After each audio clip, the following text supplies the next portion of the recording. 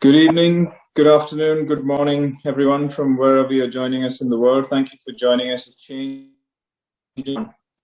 We've got a great array of speakers today to talk to you about the changes that have occurred over the past 1 or 2 years in these two guidelines, both the non-neurogenic female LUTS and the male LUTS guidelines. And I hope you're looking forward to some good discussion about these new changes and these guidelines over the coming hour or so. So first of all, just to say that I have no conflicts of interest to disclose. And I'd like to start by just telling you a little bit about the changes that have occurred in the female LUTS guideline. Now, the female LUTS guideline is a completely new guideline. It actually replaces the old urinary incontinence guideline, which existed up to 2019, 2020. And the Guidelines Office thought that this was an overdue change because there were a number of sections which were not covered in any of the EAU guidelines. And therefore, this new non-neurogenic female LUTS guideline includes new sections on overactive bladder, underactive bladder, bladder outlet obstruction in women, pelvic organ prolapse and the association with lower urinary tract symptoms, nocturia, urinary fistula, and urethral diverticular, none of which existed in the old guidelines. So we're quite excited about this progress, and it's also involved a great deal of work over the last couple of years to put this all together. So we hope you enjoy reading it, and hopefully it helps in day-to-day practice as well. So these changes have required some changes in the structure of the guideline as well. It's the whole guidelines, the EAU guidelines, are, as always, underpinned by quite robust methodology guided by the Guidelines Office and the Methods Committee. And we use a modified grade approach to evaluate the evidence and compose these into clinical practice guidelines. For this particular guideline, we've conducted new systematic reviews for underactive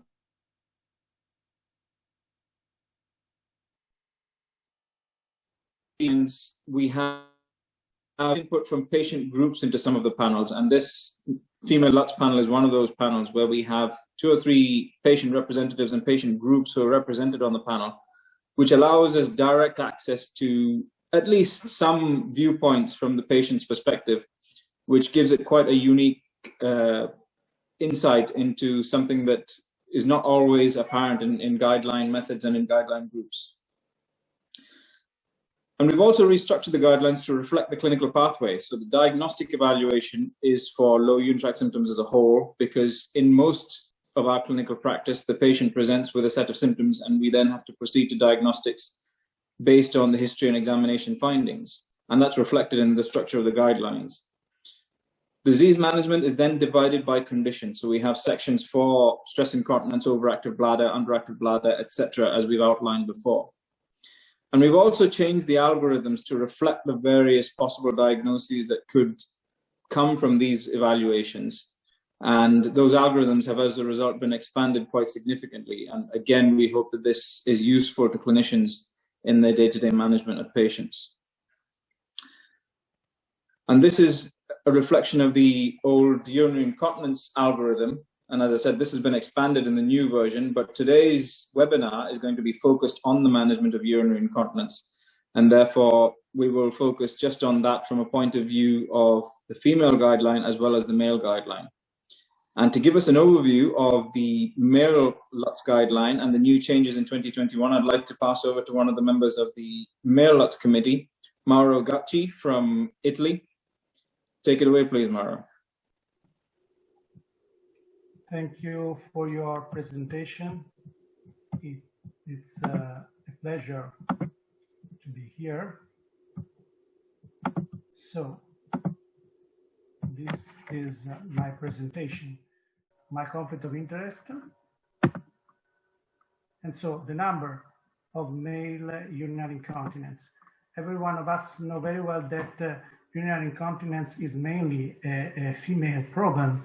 But as you can see in this graph of prevalence of urinary incontinence, above 65 and more above 75 year, 20% of men has urinary incontinence. And this data was probably very underestimated because First thing is that the majority of the publication came from a very, very small part of the world and is related to the high socioeconomic level. And therefore the data are strongly incomplete. The second point is that only 5% of people with urinary incontinence can be diagnosed and treated correctly. So what about the cost? As you can see in this publication that is dated 20 years ago, the cost of urinary incontinence is different in male and female. And interestingly, even if only 16% of cases of urinary incontinence are men, $3.8 billion is the annual cost for male urinary incontinence, meaning that 1 out of 4 of the cost overall of urinary incontinence is related to male treatment and male management. And this is just a minimal part because we have to consider that the costs are related to medication, clearly the incontinence pad use, that is a huge argument, but also direct cost of urinary tract infection, skin infection, fractures related to urinary incontinence, and also indirect costs like the nurse that patients need at home, and also loss of producibility related to the urinary incontinence. Why the link between male urinary incontinence and male LUTS? Clearly because there are a strong correlation from the epidemiological point of view. Elderly men are more affected by both conditions. There are several risk factors, including metabolic syndromes and related comorbidity. Also from the pathophysiology, clearly the enlargement of the prostate, the obstruction related to the enlargement of prostate, and in particular, the related surgical treatment performed by urologists can be responsive on male urinary incontinence in patients with LUTS. Furthermore, the uroandrological clinical condition associated both with male urinary incontinence and LUTS, like micturitional disorder, yes, but also sexual disorder or urinary tract infection. Furthermore, the diagnosis clearly voiding diary, ultrasound, uroflowmetry, urocystogram, urodynamics can be shared for both conditions. And at the end, the treatment, because clearly we have drugs that can be used like anticholinergics or antimuscarinics, drugs for both irritative lower urinary tract symptoms and urinary incontinence, and also the surgery, because usually all over the world is managed by prostatologist surgery. So in 2001, the EAU guideline has published the EAU urinary incontinence that was updated in 2017. While in 2013, 23 committees and 200 experts published this fifth edition of the book, the textbook, that is International Consultation of Incontinence, that was also associated to the EAU, as you can see. So in 2020, we decided to discontinue the urinary incontinence guideline and develop female LUTS guidelines. So with the male LUTS guideline expanded to cover male urinary incontinence. Here you can see the update process starting with the more than 1,000 records identified in current literature. More than 600 were excluded, so we screened close to 400 papers. And finally, we included close to 100 manuscripts in the new paragraph of male urinary incontinence. And as you can see, all the chapter, the pathophysiology, the diagnostic evaluation, the conservative and the surgical aspect of urinary incontinence was updated with the idea to arrive in 2022 to publish this new version. So the timeline was very, very interesting, because it started May 17 with the proposal of this panel meeting. We performed the very first sub-team meeting in June. In July, we start with the search strategy. In August, we start the selection and the section drafting. In a few days ago, we have the very first draft, a new section completed and sub-team revision we started, and maybe in October 9th we will have the male LUTS panel meeting and in-depth section review of this paragraph. So this is my last slide, just to understand that incontinence is male and female incontinence as reported in this image that we can find in Instagram. And so this is a very important issue. All of us, both male and female group, are working to have a new guidelines as told before. And I just want to thank my mentor, Stavros Gravas, and my friends that will follow me in this presentation, Professor Sakalis and Professor Karavitakis. Thank you. Thanks very much, Professor Gacci. That was a very nice introduction to the guideline and sets the scene nicely for the presentations to follow, where we'll get into the meat of both the guidelines. So first of all, from the female LUTS panel, I'd like to invite Benoit Peyronnet from France to tell us about the classification and the diagnosis of urinary incontinence in women.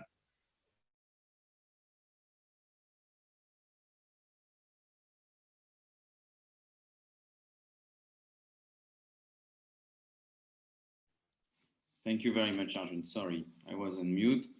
And so here are my conflicts of interest first. And as you mentioned, Arjun, I mean, everything is new in our guidelines because I was asked to present the update and news in classification and diagnosis of female urinary incontinence, but it's brand new, right? We have a whole new guidelines, as you explained in the introduction. And so I will just focus on a few important points according to me. And first, the classification, because we all have in mind, I would say, this dichotomy for urinary incontinence in both male and female of stress and urgency, and sometimes mixed incontinence. This is, I would say, the common classifications that we're used to. But the ICS in this last international consultation on incontinence, as you may know, it is about to be updated in less than 1 month from now at the ICS meeting in Melbourne. They do use a classification with 11 subtypes of urinary incontinence, including very, I would say, advanced subtypes such as functional incontinence, postural incontinence, etc. So the EAU guidelines panel did not fully embrace this ICS classification, and we stick to a more, I would say, classical and easier classification of urinary incontinence. The 4 main mechanisms of urinary incontinence are, according to us, stress, mixed urgency, and overflow incontinence, which can be mistakenly diagnosed as, let's say, urgency, or it's not always easy to diagnose overflow incontinence, but this is, of course, paramount to recognize it in order to tailor the treatment. And to further classify female urinary incontinence, when you face stress urinary incontinence, the EAU guidelines panel suggests that you may distinguish uncomplicated and complicated case of urinary incontinence. And basically, the uncomplicated cases is a pure stress urinary incontinence with no history of anti-incontinence surgery or pelvic surgery, no history of irradiation, no neurogenic, no neurological condition, no prolapse, of course, no voiding symptoms, and no coexisting medical conditions that can affect the lower urinary tract. So it's basically the very pure, simple patients that you do not see that often, I would say. And everything else fall into the category of complicated stress urinary incontinence. So here we are in terms of classification, 4 subtypes, and then for stress urinary incontinence, complicated versus uncomplicated. And so with that said, of course, the first step for any diagnosis and classification of female urinary incontinence is, of course, medical history and physical examination. And it may sound silly to make a recommendation like this, but of course it is paramount because there are so many, I would say, coexisting conditions and cofactors that you may catch on physical examination and taking medical history that any other test will not, I would say, replace. And this is, as Arjun mentioned and stressed, we have this very robust methodology in the EAU guidelines, and I think this is probably the most evidence-based guideline in urology worldwide. But as you can see, the level of evidence, of course, to support medical history and physical examination in the diagnosis of incontinence is relatively low. It's very difficult to prove that it's better to examine patients, but of course it makes total sense, and so we upgraded this recommendation to strong. Sorry for this.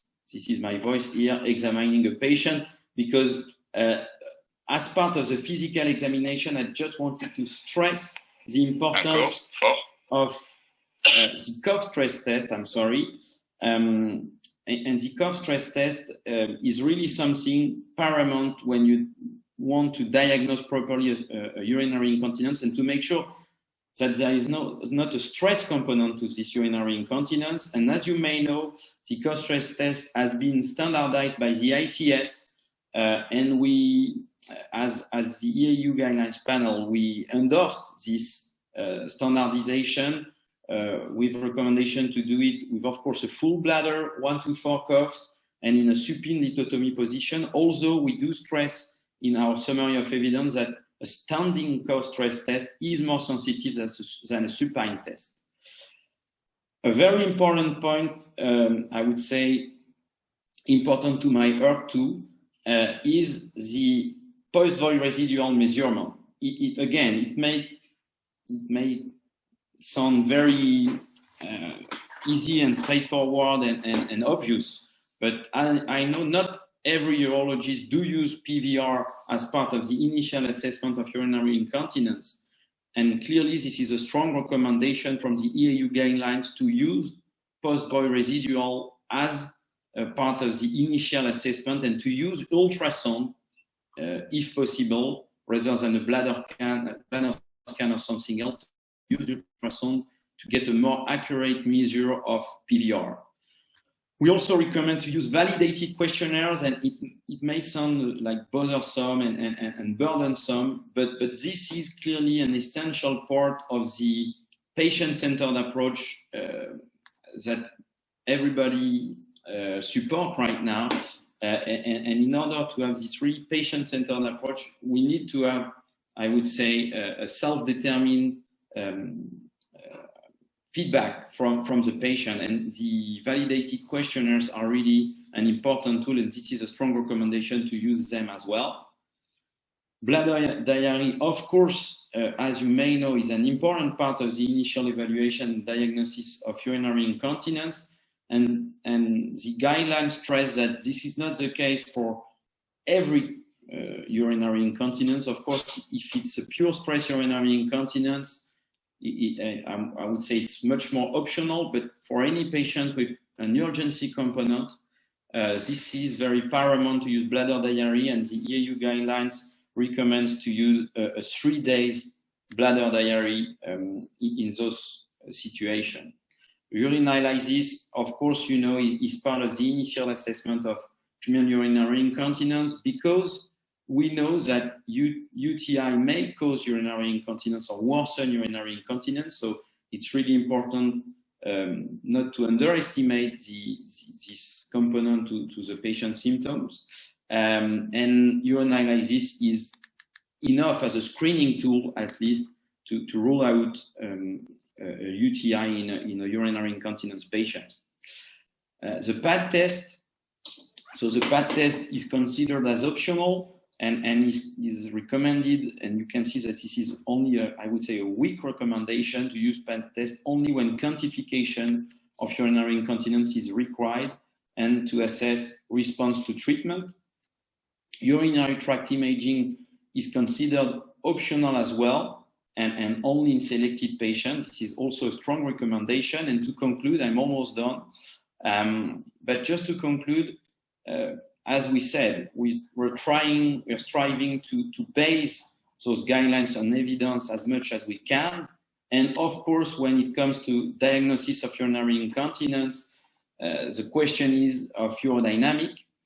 And the point here is that we do have relatively robust evidence evaluating urodynamic and overactive bladder and urgency incontinence. And from our recommendation on that point are based on this Cochrane review, including 7 RCTs, and conducted among the authors, we have Mela Lapitan, who is also part of the EAU Guidelines panel and about to talk a bit later. And so based on this Cochrane review, the point is that you do not need to routinely carry out urodynamics when offering first-line treatment to patients with uncomplicated OAB, because the urodynamic diagnosis of detrusor overactivity has never been proved to influence treatment outcomes and treatment decision-making. And when it comes to stress urinary incontinence, urodynamics are not mandatory as well. You may know that, and this recommendation is based partly on this very high quality randomized controlled trial, the VALUE trial published in the New England Journal of Medicine in 2012, who clearly proved that in patients with pure stress urinary incontinence, it's not necessary and it does not improve outcomes to perform routinely urodynamics preoperatively. So for stress urinary incontinence as well, in uncomplicated cases, it's not necessary to perform urodynamics, and they may be used when they are deemed to change treatment. So take-home messages. I told you about the classification: stress versus mixed versus urgency versus overflow. Stress can be complicated or uncomplicated. And in terms of diagnosis and initial workup, medical history, physical examination with the core stress test, post-valve residual, urinalysis, and validated questionnaires are to be systematic. And in selected patients, you may want to use bladder diary, urinary tract imaging, pad test, and urodynamics. I thank you for your attention.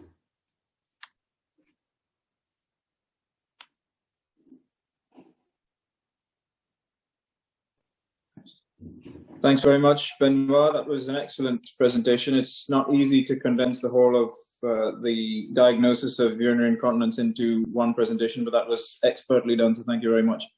Just for the benefit of the participants, if you do have any questions, please feel free to use the Q&A button, and we'll club both the presentations from the male and female LUTS panel on classification and diagnosis together, and we'll take questions after the next presentation. So moving on to that next presentation, we have Marcos Karavitakis from Greece, from the male LUTS panel, who's going to talk to us about the classification and diagnosis of male urinary incontinence.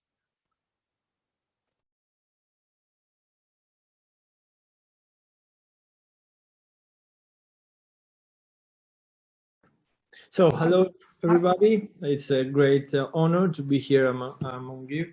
And we will give this presentation on urinary incontinence in men. And hopefully next year we will repeat this presentation with some recommendation from our panel. And so let's start. So I have no conflict of interest. So male urinary incontinence is present. We know that we have it's less frequent than female counterpart, but it's always there. There is an incidence rate between 1 and 40%, and this depends on the population study, on the definition of incontinence used, and of the methods used in the survey. What we need to remember always that the prevalence of urinary incontinence increases with age. And when we discuss about the classification of urinary incontinence, it's similar to the female counterpart. We have the stress urinary incontinence, which is the urine loss during movement or during increase of abdominal pressure. And we have the urge urinary incontinence, which is urine loss concomitant or subsequent the feeling of urgency of urinate.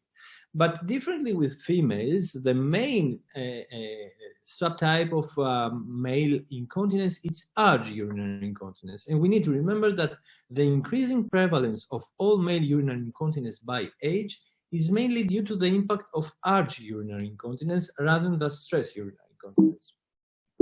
So, there are some other subtypes of urinary incontinence, like overflow urinary incontinence. We have the post-micturition dribble. We have the total incontinence. We have the nocturnal enuresis, but these are more specific causes of urinary incontinence. What about the pathophysiology? We need to remember that the normal urinary tract system requires the ability of the bladder to adequately store urine at low pressure, while the bladder outlet remains competent, and the bladder to contract until completely empty, while the bladder outlet remains open. So any cause that can lead to dysfunction of any of these mechanisms can lead to urinary incontinence. And the main risk factor for male urinary incontinence are advanced age, immobility, urinary tract infection, diabetes, cognitive impairment, and neurological disease. So there is this specific part of male urinary incontinence that it is related to BPO, benign prostatic obstruction.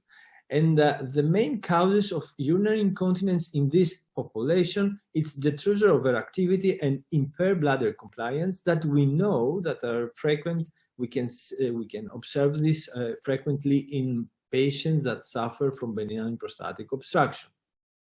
And there is the other part. What happens with those patients that have BPO-related surgery and then suffer from urinary incontinence? Because there is this subpopulation, and we know that this can be either stress urinary incontinence or edge urinary incontinence. And what about the causes of this urinary incontinence? Can be either bladder dysfunction, that can be either pre-existing before the surgery, or can happen after the operation, the de novo bladder dysfunction. And then we have the sphincter dysfunction. The pathophysiology of mechanism of bladder dysfunction is really complicated. One needs to remember what happens with a sphincter dysfunction that can be either a direct damage because of surgical technique or an indirect damage due to electrocautery or thermal injury to the sphincter. And then there is this huge importance part of urinary incontinence, that is what happened after radical prostatectomy. We need to remember that urinary incontinence after radical prostatectomy is the strongest predictor of patient health-related quality of life after radical prostatectomy. We know that there are some definite risk factors like the age. Then we discuss about what happened with BMI, metabolic syndrome, prostate volume. But what we need to remember that the surgeon experience and surgical techniques are important determinants of post-operative incontinence rates. So how we approach a male patient with urinary incontinence? As always in medicine, we need to start with medical history, and a thorough clinical evaluation should be the first step in the assessment of anyone with urinary incontinence. And what we're trying to find with medical history. First of all, the type of urinary incontinence. And there are some key questions that we can do in order to understand if the patient suffers from stress urinary incontinence or urgent urinary incontinence. Then there is the timing. The timing of urinary incontinence can make us understand something more about urinary incontinence in this patient, because if it is an acute urinary incontinence, maybe we need to think about an acute infection or a change in the fluid intake or the pattern of fluid intake of the patient. If this is a chronic urinary incontinence, maybe we need to consider some congenital abnormalities, neurological disease, or relevant surgery. And then the comorbidities and medication. We need that there's a lot of medication that can lead with one cause or another cause to urinary incontinence. And then after medical history, it comes the clinical examination. We need to evaluate the abdominal, the perineal area, the digital rectal examination, external genitalia, and the general neurological evaluation. So what we want to achieve with medical history and clinical examination, first of all, we need to understand the type of urinary incontinence that the patient suffers, if it is a stress urinary incontinence, urge, or mixed.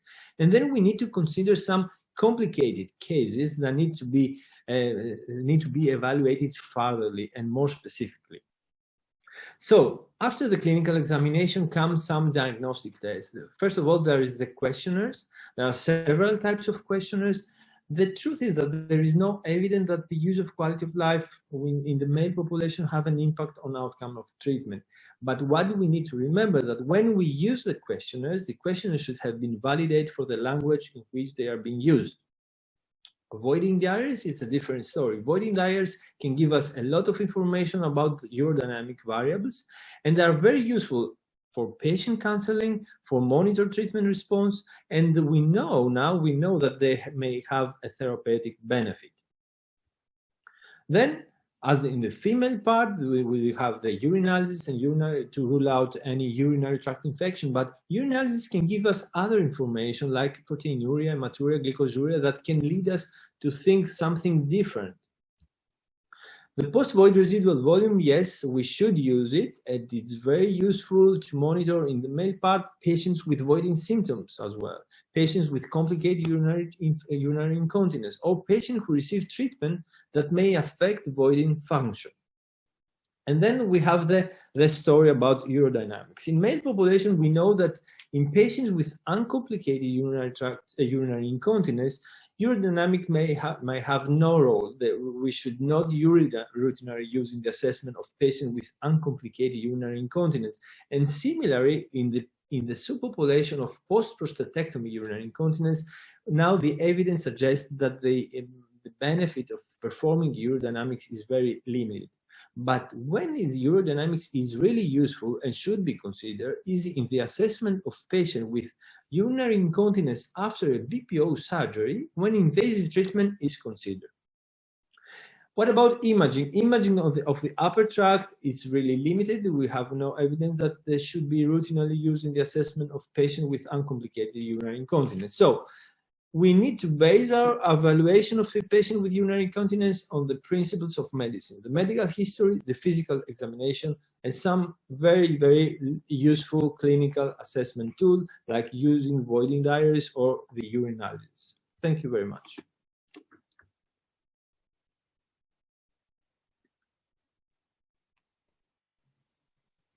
Thanks very much, Marcos. Again, an excellent presentation giving us an overview of the classification and diagnosis of male urinary incontinence and also highlighting the differences in the etiology between the two men and women. So thanks very much for that. We'll look at a couple of questions that have come up in the chat. So the first one is, what is the range of volume of post-void residual volume? I assume that means what is the range of, what would be the significant range? So for that, I'd like to come to Mr. Chris Harding. Thank you, chair of the female guidelines panel. Thank you, Arjun. I think the post-void residual on its own is not a very useful parameter. It needs to be taken in the context of the voided volume. So an example would be a post-void residual of 100 would be significant if the voided volume was 50, but much less significant if the voided volume was 500. So for that reason, I recommend using something called the bladder voiding efficiency, or it has been termed the bladder emptying efficiency. And Marcos alluded to that in his talk. And I think it's that really important point that we mustn't fixate on the post-void residual. It has to be taken into the context alongside the voided volume. So I would advocate the bladder emptying efficiency or the bladder voiding efficiency, depending on which term you prefer, that should be used. And I think that's what Benoit has typed in the answer. So it's good to see we're all in agreement. Yes, it's always good that the panelists agree with the chairman. So there's another question which has come through as well, which is along a similar line, and it is, what volume or number of pads would you consider as a limit to offer treatment, both male and female, considering the patient is bothered by these symptoms? Benoit, what would you say to that?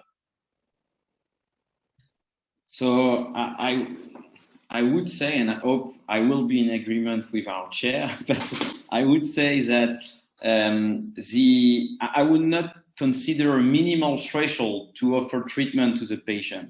I think patients' feeling and expectations should guide the treatment and should prevail above any other test or measure or whatever.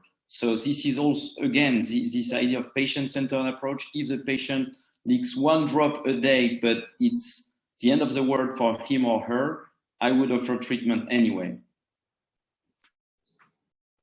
Yeah, absolutely. I think that's an important point, that all these things should never be taken in isolation. They all should be taken in the context of the patient's overall presentation as well. There's one question for Marcos, I think, as well. So, Marcos, the question that's come through is let's have a look. Where has it gone? Do you recommend urodynamics when, or rather, which could be what is the role of urodynamics in patients with incontinence and concomitant benign prostatic obstruction before the selection of treatment?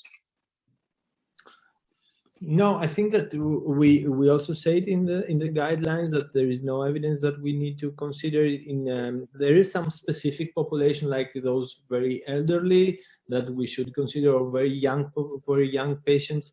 I think that there is no standardized. We need to personalize our approach for the use of urodynamics for this population, and we should not consider as a general rule. We know from our guidelines that there are specific subpopulations that need to maybe require further consideration before goes to the operation. Yeah, absolutely. Thanks. No, thanks very much. One last one. I think this can go to Professor Gacci. Mauro, the question is, how do you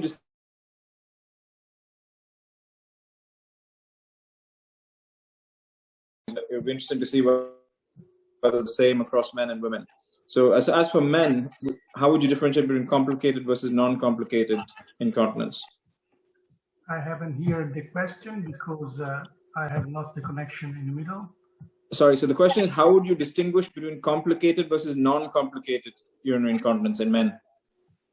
Yes, this is a very important question because a complication means some disease associated with the urinary incontinence, like, for example, a urinary tract infection may be a complication for sure. But clearly, also at the EAU meeting in the last 2 or 3 years, several focus was performed on also other complications, like, for example, the fracture, because patients rise up for urinary incontinence, fall down, and have a fracture. So traditional complications are, every time we know, urinary tract infection, blood loss with urine, some associated disease, including chronic renal failure in severe disease. But we have to be open to consider as complicated also some more severe disease that can be due to the worsening of urinary incontinence. Yeah, Mr. Harding, would you, I think there is a significant overlap, obviously, between men and women in terms of what is defined as complicated incontinence. Yeah, I mean, I would echo what Mauro's just said. It's about complicating factors, previous surgeries, neurological diseases, additional factors, you know, the kind of non-index case. And I think for those, you really should consider the most thorough evaluation you can. So although we don't routinely recommend urodynamics in the evaluation of female incontinence, the key word there is routinely. We don't do it all the time, but we're not recommending it. We're just not recommending its routine use. It definitely has a place for the more complex cases as defined. Yeah, absolutely. And I think both guideline documents do define what is meant by complicated cases right at the beginning. So that's something to look up as well. There are some other questions, but I think we'll move on to the next presentation because we're getting on for time. So the next presentation is about the management of urinary incontinence in women. And this is a recorded presentation from Dr. Marie Kamala Lapitan from the Philippines. So we'll play that now. Hello, everyone. I'm honored to deliver this lecture in today's ESU webinar, albeit recorded, as it is way past midnight now in Manila. Here are my disclosures.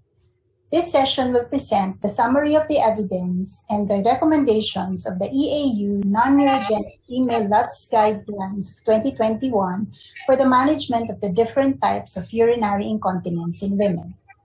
To develop the guidelines, the panel performed a review of the evidence favoring existing systematic reviews and randomized controlled trials. Once we had summarized the evidence, the recommendations were developed taking into account the strength of the evidence, the balance between harm and benefit, and stakeholder preferences, particularly patient values and preferences. Let's begin with the treatment options for uncomplicated stress urinary incontinence, which the panel has defined as presented. Two systematic reviews show that pelvic floor muscle training is better than no treatment in terms of cure and improvement rates for SUI, quality of life and treatment satisfaction, and reducing the number and volume of leaks. High-intensity supervised pelvic floor muscle training regimen confers greater benefit, and this benefit is maintained over the long term with low adverse event rates. Thus, the panel recommends to offer supervised intensive pelvic floor muscle training lasting at least 3 months for uncomplicated SUI. A Cochrane review reported SUI improvement with estrogen among postmenopausal women in the short term, but it was less likely to improve urinary incontinence compared to pelvic floor muscle training. Thus, the panel recommends to offer vaginal estrogen therapy to postmenopausal women with SUI. When new onset or worsening SUI is observed by patients on oral estrogen, a discussion on an alternative method of hormone replacement therapy is recommended. A systematic review showed significant efficacy for duloxetine compared to placebo in women with SUI, but with increased risk of adverse events. Hence, the panel recommends to offer duloxetine for uncomplicated SUI only to those who are unresponsive to other forms of conservative management. Women must be warned of the risk of gastrointestinal and central nervous system adverse events, and dose titration is recommended when initiating or withdrawing duloxetine. In terms of surgical management of SUI, the general recommendations are to offer a choice of different surgical procedures among those who have explored or failed conservative management, and to discuss the advantages and disadvantages of each procedure. New devices are recommended for use only as part of a research program. A significant body of the evidence upon which SUI treatment recommendations were made came from the ESTER systematic review and network analysis. ESTER is a high-quality review where probabilities of an intervention were ranked for each outcome. This table presents the surface under the cumulative ranking or supra-score ranking of the different surgical interventions for SUI based on the cure rates at 1-year follow-up. Two Cochrane reviews in ESTER showed high subjective cure rates for SUI associated with both open and lap colposuspension. At 5 years, failure rate is seen at 21% and reoperation in 6%. Colposuspension is associated with a higher long-term risk of pelvic organ prolapse compared to slings. Regarding autologous slings, ESTER and one Cochrane review found them to be more effective than colposuspension, but with higher rates of voiding dysfunction and postoperative UTI and lower rates of bladder and urethral perforation. Thus, the panel recommends to offer colposuspension, either open or lap, or autologous sling placement in women seeking surgical treatment for SUI. With the widespread use of mid-urethral slings in the treatment of SUI, the evidence base is huge, showing better cure rates compared with colposuspension and effects sustained beyond 10 years. Comparing the different approaches, the transobturator and retropubic routes have equivalent outcomes at 1 year, but the retropubic route has higher long-term cure rates. The retropubic route, however, has a higher risk of bladder perforation and voiding dysfunction, while the transobturator route has a higher risk of groin pain. Evidence on single incision slings shows that its comparative efficacy against conventional sling is uncertain, but operating time is shorter and blood loss and immediate post-op pain are lower. The panel recommends to offer a mid-urethral sling to women seeking surgical treatment for SUI. The women, however, must be informed that long-term outcomes of slings inserted by the retropubic root are superior to those inserted by the transobturator root. Those being offered a single incision sling must be informed of its long-term efficacy remains uncertain. Women must be informed of the complications associated with mid-urethral sling procedures, and a discussion of all other alternative treatments must be made, especially in the light of recent concerns surrounding surgical mesh. Now, several systematic reviews showed that urethral bulking agents may provide short-term improvement and cure rates with very few adverse events, but they are less effective compared to other surgical treatments and may require repeated injections. The periurethral route may be associated with a higher risk of urinary retention than the transurethral route. Thus, the panel recommends to offer urethral bulking agents to women with SUI who request for a low-risk procedure with the understanding that its efficacy is lower and repeated injections is likely, and long-term durability and safety are not well established. The EAU guidelines provides a separate section on the management of complicated stress urinary incontinence, which the panel has defined here. For the management of complicated SUI, offer treatment only in experienced centers. Choose the specific treatment option based on a careful evaluation of the case and in consideration of individual patient factors. And discuss and disclose the inferior outcomes with second-line treatment and that reduced efficacy and increased risk of complications may be expected. For complicated UTI, consider secondary synthetic sling, urethral bulking agents, suspension, autologous slings, and artificial urinary sphincter. Offer adjustable mid-urethral slings only as part of a research program. Time constraints preclude me from a more detailed discussion, and I refer you to the full guidelines at the EAU website. Now, for the management of urgency urinary incontinence, 3 systematic reviews showed that behavioral training is more effective in improving urgency urinary incontinence than standard care.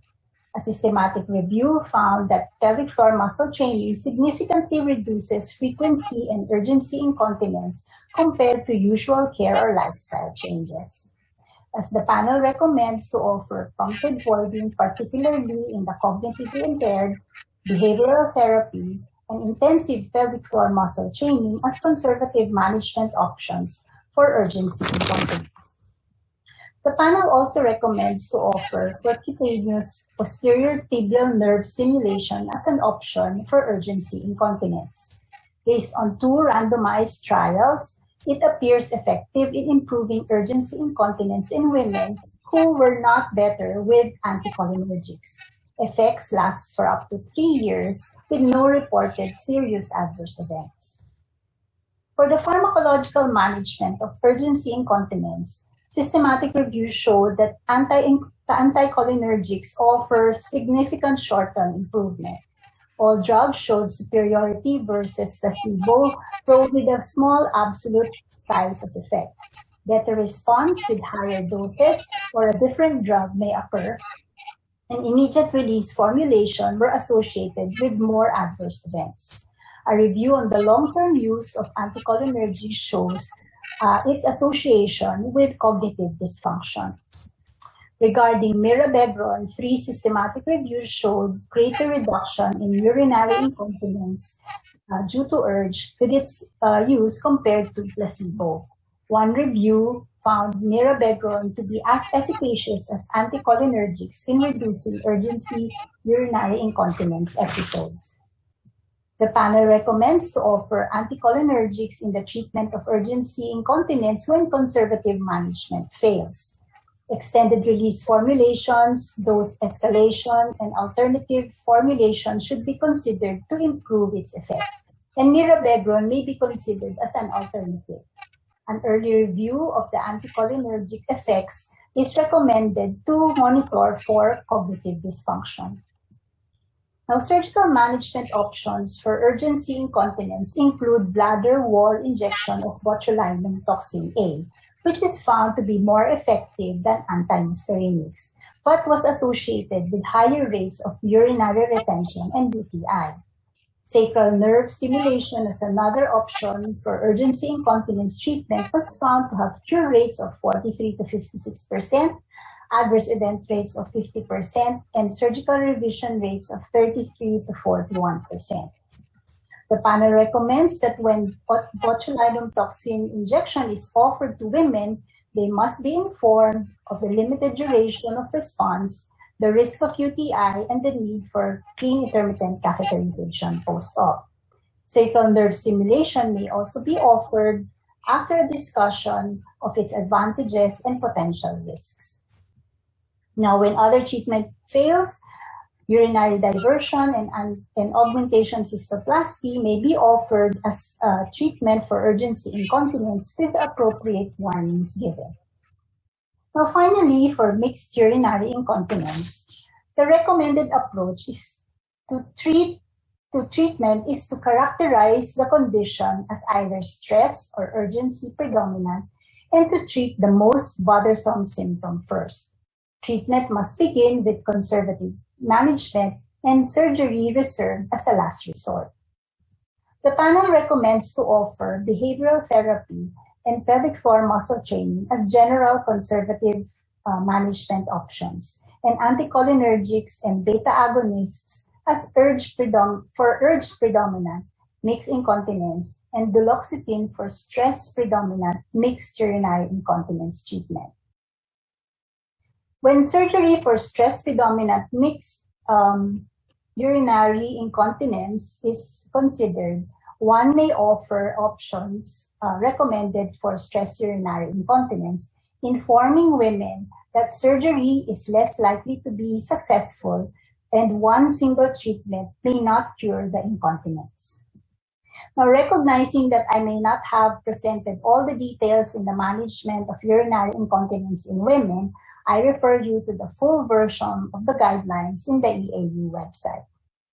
It provides a comprehensive review of the evidence and detailed recommendations for all these treatment options for uncomplicated and complicated SUI, urgency urinary incontinence, and mixed urinary incontinence in women. Thank you for your attention. Thanks very much, Dr. Lapitan, for that, again, excellent overview of the management of urinary incontinence. I think that will form a particularly useful resource, especially for residents appearing for exams when they want to look back through the management of incontinence in women. And similarly now for the management of incontinence in men, I would like to hand over to our colleague from the Male LUTS panel, Vasileios Sakalis. Take it away, Vasileios. Thank you very much, Arjun. Thank you very much for the invitations. These are my conflicts of interest. Since we haven't finalized this section in our guidelines, I will present the algorithm, this flowchart from the previous, from incontinence guidelines section, as well as the recommendations will be from that edition as well. I will present the studies that we believe will play a pivotal role in the update version of male incontinence section. So the first step in the management of male incontinence will be some general measures, such as general advices on weight loss, advice on bowel function, behavioral therapies such as timed or prompt voiding, and of course physical therapies such as pelvic floor muscle training. Concerning pelvic floor muscle training, we have identified three main three main systematic review and meta-analysis, one of which is presented here, which conducted actually to compare pelvic floor muscle training versus a combination of this physical exercise with biofeedback or with pelvic floor electrical stimulation. It has been found that the combination of pelvic floor muscle training, either with biofeedback or electrical stimulation, is superior to pelvic floor muscle training alone. The next step is the pharmacological management. And here we have to identify the patients who have predominantly stress incontinence. The only medication is is duloxetine. In 2 studies, unfortunately, we have very small sample, almost 30 men. The first one was conducted 10 years ago, which showed that duloxetine is superior to placebo. That's because it reduces stress urinary incontinence episodes up to 52%. The second one have shown that duloxetine, and associated with pelvic floor muscle training exercise, is superior also to pelvic floor muscle training alone in reducing incontinence episodes at 12 months. What about in patients who have predominantly urgency symptoms? There are 2 types of main medications. The first are the beta-3. The beta-3 agonist, mirabegron. Unfortunately, there is no robust data with regards to post-radical prostatectomy incontinence, but we have for antimuscarinics, we have this trial, the randomized trial for Bianco, which compared solifenacin versus placebo, and has been found that solifenacin is superior incontinence rate at the end of treatment, as well as in the reduction of pads used per day. There are 2 main trials, Saturn and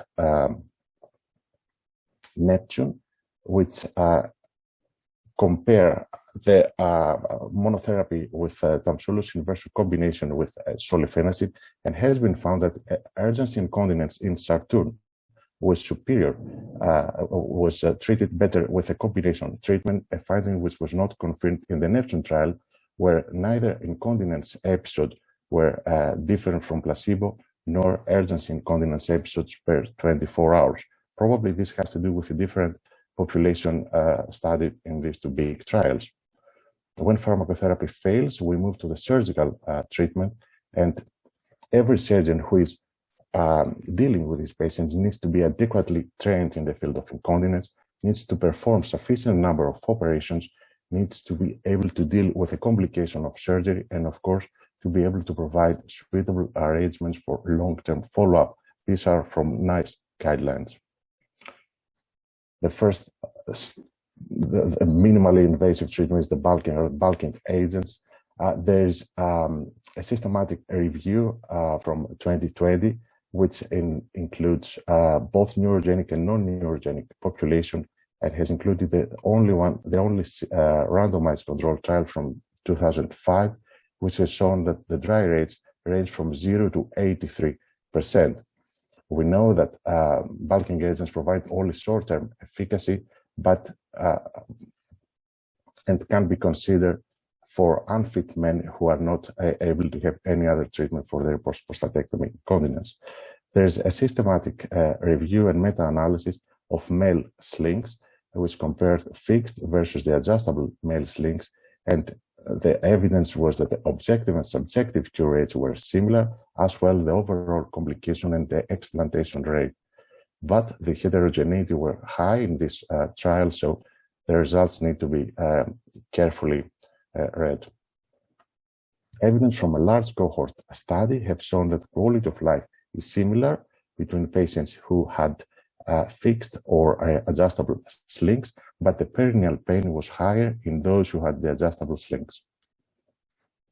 We have MASTER trial, which was a non-inferiority randomized trial, which randomized men with post-prostatectomy incontinence to artificial urinary sphincter or to male sling. Male were considered eligible for this study 12 months after their operation, and if they have urodynamic confirmation of stress urinary incontinence. There were 2 definitions used. The first was a strict definition, which was a question of, is there any incontinence at all? And the second one is, do you leak at least once a week? Concerning the primary outcome, it has been shown that both methods are equally efficient, so there's the non-inferiority has been proved in both definitions, but in the secondary outcomes, it seems that in terms of urinary incontinence diagnosis, patients with pure stress urinary incontinence do better with surgery as compared to those with mixed urinary incontinence, as well as those with artificial urinary sphincters seems and appears to do better when the baseline pad weight test is higher than 250 grams. In terms of adverse event, it seems that both techniques are similar, but men with sling seems to have higher risk to undertake further stress urinary incontinence surgery. The main conclusions of the master trial were that urinary incontinence rates remain high after male sling and artificial urinary sphincter surgery. There is no difference between techniques in incontinence rates. Both techniques improve significantly symptoms and quality of life. The satisfaction rates are high in both techniques, and secondary outcomes are in favor of artificial urinary sphincter. These are the recommendations from the previous version of the guidelines, which have shown that which recommended that fixed slings should be offered to men with mild to moderate post-prostatectomy incontinence, while artificial urinary sphincter to men with moderate to severe post-prostatectomy incontinence, but the terms mild and moderate needs to be defined. In case of urgency incontinence, we proceed to the second line of surgical treatment, which is either the botulinum toxin injection or the sacral nerve neuromodulation. We found a single trial which compared the transurethral resection plus solifenacin versus TURP plus Dysport, which is abobotulinum toxin, and has shown that the Dysport after the TURP is superior to anticholinergic after surgery. Sacral neuromodulation in this study has been found to be to have better results in terms of success rate in Botox naive patients as compared to those who had previous Botox, and also that sacral neuromodulation is also do better in men who had less than 2 Botox injections compared to those who had more than 3. And of course, both recommendations are strong as per previous guidelines. And this is the last slide in which bladder augmentation and urinary diversion could be offered as options to men who fail the previous treatment options. But of course, several parameters need to be taken into account, including their ability to self-catheterize or their age and others. Thank you very much.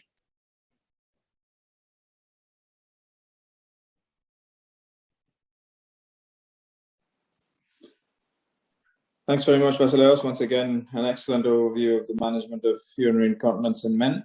That brings us to the end of the presentations. We do have a few minutes for further questions.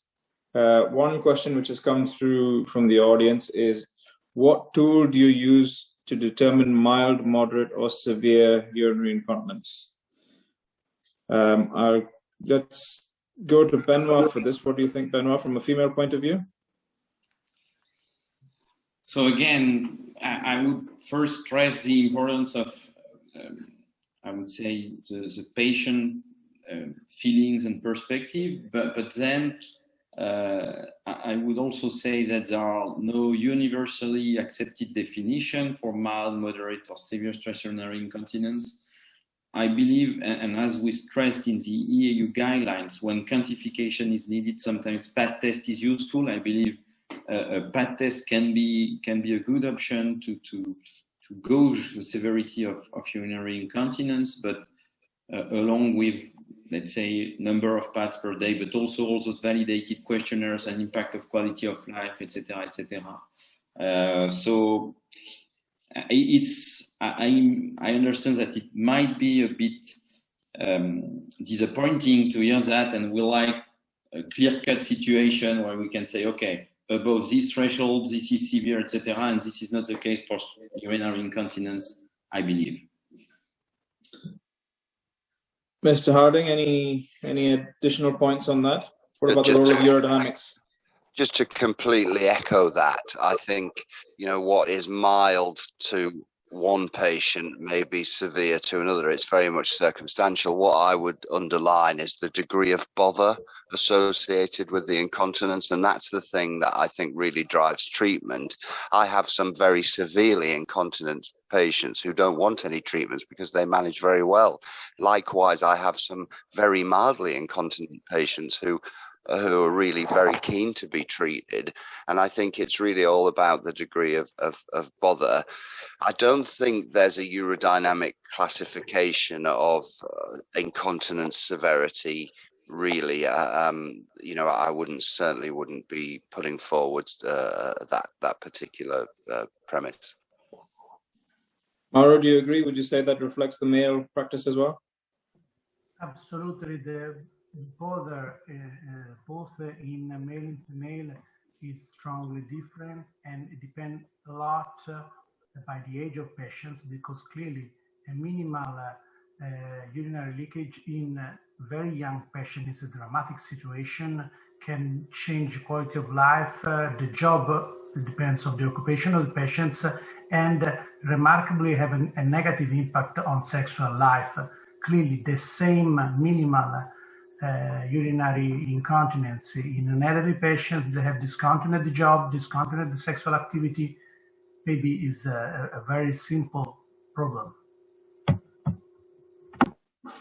Yeah, no, thank you. One thing that I thought would be useful for us to discuss is that within female urinary incontinence, as most of the attendees and certainly all the panelists will be well aware of the controversy surrounding the use of mesh for treatment of stress urinary incontinence. And within a European guideline, there are obviously different rules and recommendations.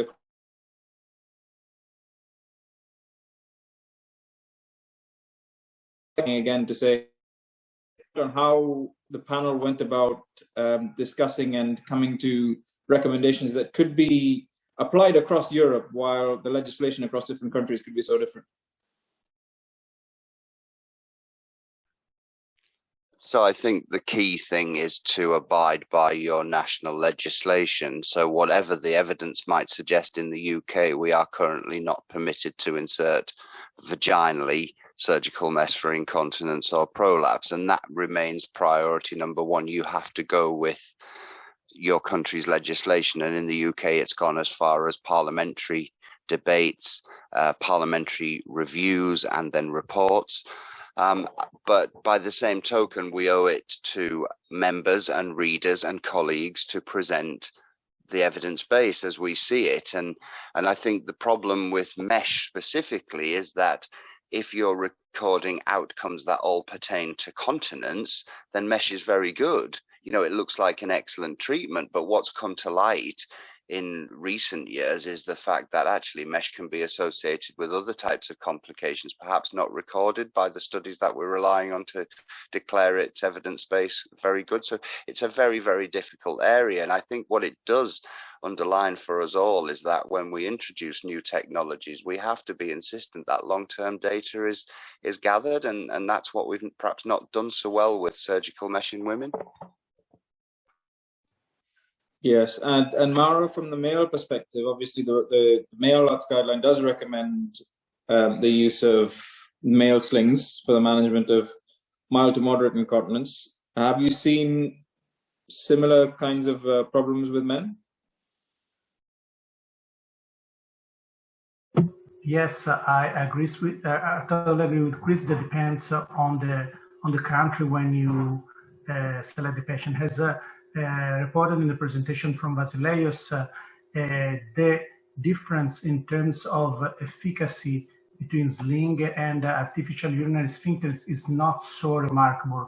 I think that the main difference depends on the surgeon's skills, because are two completely different kind of operation, and also patient selection. I mean, a minimal urinary incontinence that can be managed simply with a sling is one thing.